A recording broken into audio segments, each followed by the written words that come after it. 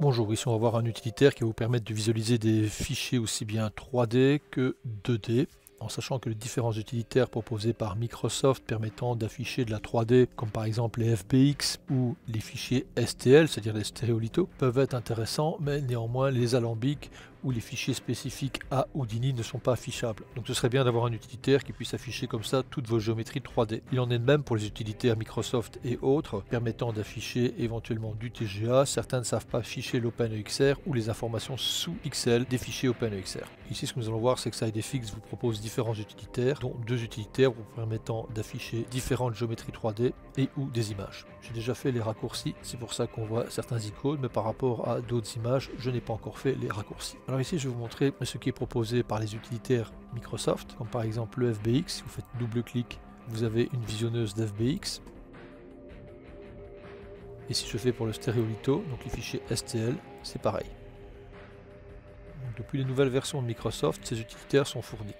Le problème, c'est que maintenant, si je veux ouvrir des alambics ou même des fichiers BGO d'Houdini, en fait, ce n'est pas possible. On va prendre le cas de l'objet FBX qui est ici. J'ai tout simplement mis un raccourci qui se trouve dans le dossier d'installation d'Houdini. Bouton de droite, ouvrir avec, choisir une autre application, cocher toujours utiliser cette application et vous faites rechercher une application sur ce PC. Il vous positionne directement dans Programme File, vous allez dans SideFX Software, vous choisissez votre version, ici on est à la version 18, dans notre dossier bin, et concernant l'affichage de la 3D, vous sélectionnez le Gplay, c'est-à-dire l'exécutable Gplay.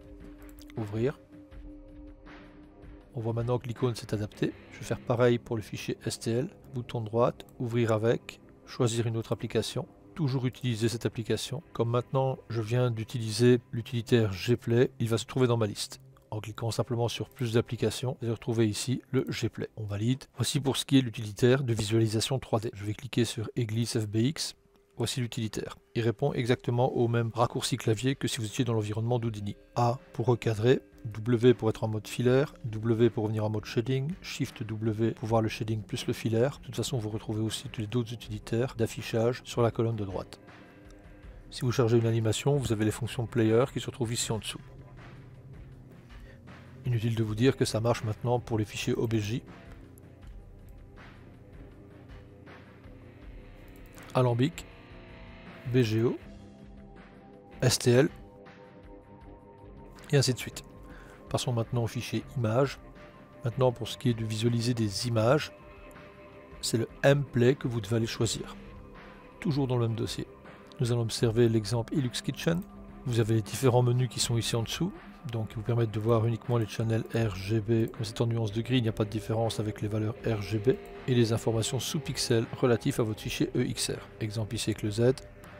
Vous avez des réglages de la brillance, contraste, et vous pouvez modifier la valeur avec le bouton du milieu de la souris pour modifier respectivement la brillance et ou les contrastes.